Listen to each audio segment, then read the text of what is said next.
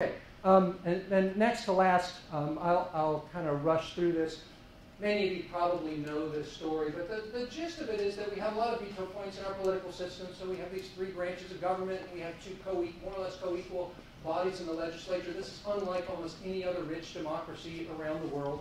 There are lots of points at which a minority, and then we have the filibuster, not least in the Senate, lots of points at which a determined, cohesive, organized minority, and sometimes they don't even have to be very cohesive or determined, can block proposed policy change. And so maybe that makes it more difficult to pass stuff going forward. The only way you really get around this is by controlling the presidency and both houses of Congress and having a filibuster-proof majority in the Senate. And that almost never happens in modern times. It happened in the late 70s with the Democrats, happened in 2009, not even 2 years, because when Kennedy died, he was replaced by Scott Brown, the Democrats lost their 60 votes in the Senate. So it's really just 1 year they had it. And when it'll happen again, who in the world knows?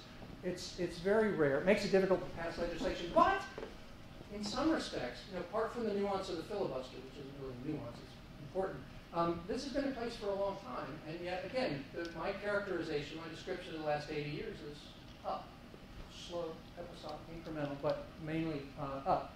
Okay, now the potential big change here is the way the Republicans have decided to play ball in the last, especially in the last few years. They've become a very organized, the two parties have become more cohesive. That's been happening since the 1960s. So we've been moving from this kind of messy political system we used to have, where our two main parties were really just conglomerations of individuals. Many of them had very distinct views. So you had a lot of conservative Democrats, mainly from the South, and lots of kind of center-left Republicans. We used to call them Rockefeller Republicans. They're all gone. According to the standard quantitative measures, the leftmost Republican in both houses of Congress for the last several sessions has still been to the right of the rightmost Democrat. That's very new. We now have something very much closer to standard European-style, cohesive, ideologically coherent political parties.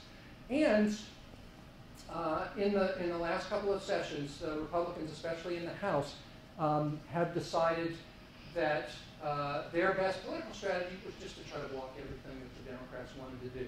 This was very much as, what's her name, I'm blanking on the Ornstein and what's his name book that Tom Mann that just came out. They do a really nice job tracing this strategy back to Newt Gingrich, who came in 1978 in the House and had a very different view than most of the existing Republicans at the time about the way that Republicans would eventually take over the House. They'd been a huge minority in the House for a long time, and Watergate, of course, didn't really help their fortunes. And Gingrich's view was that you basically just try to make the American government fail, and then the party in power will be blamed by the public, and that's the only way. Rather than trying to win individual seats on a sort of piece-by-piece basis, you just try to blow the whole thing up, assume the American public will get frustrated and kick the party in power out. And lo and behold, it ended up working for Gingrich in '94, and the modern version, or his descendants, have decided this is more or less the right strategy when they're in the minority. Now, if they were to stick with that, especially given the filibuster, that would make it really, really hard to get anything passed. I don't think this kind of thing can last.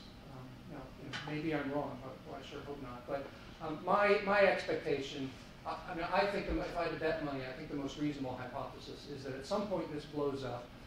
I thought the tipping point might come this year. Had the Republicans nominated Rick Perry or one of the other people running against Romney, they would have been pummeled in the election.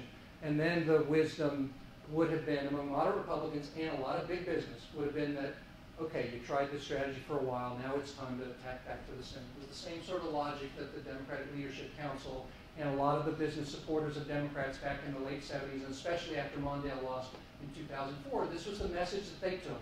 They thought, you could argue whether their characterization of the way the Democrats had moved in the previous 20 years was accurate, but their view was that the Democrats had moved too far to the left, they needed to come back to the center, and so there really was a sea change in certain respects, at the very least in the rhetoric behind the Democratic Party. I suspect that this will happen with Republicans as well. The other way that this could happen would be more sort of internally. There are some very savvy, smart thinkers broadly within the Republican House or the Republican coalition, like Ross Douthat and Rahan Salam, the authors of Brand New Party, which was published a few years ago. And today, even, lo and behold, Charles Murray, who have argued that there's a a group of Americans who now have become in some ways a core part of the Republicans' electoral base, those same working class whites, especially rural ones, who are really, really struggling. And we as a party, and here I'm speaking through their voice, we Republicans really ought to figure out something to do rather than just saying the market will sort it all out. And so maybe it happens from the inside, from smart ideas winning the day. I don't know, but I think both things are quite possible. And then the other key point to remember is that veto points are both a hindrance or an obstacle, but also an asset. Because when stuff gets in, and the healthcare reform was really tenuous, maybe more so than any others, in the sense that because of the way they cooked up the law, half of it roughly could have been abrogated or torn apart had Romney won the election. Of course, the Supreme Court always, and there's always a possibility it could challenge anything that gets passed. But it survived, and there may be some counterpart 10 years or 30 years down the road that doesn't survive. But that's, again, just one instance, and if you think long term, the law of averages, at least so far, has played out in favor of a lot of stickiness to our advances in social policy.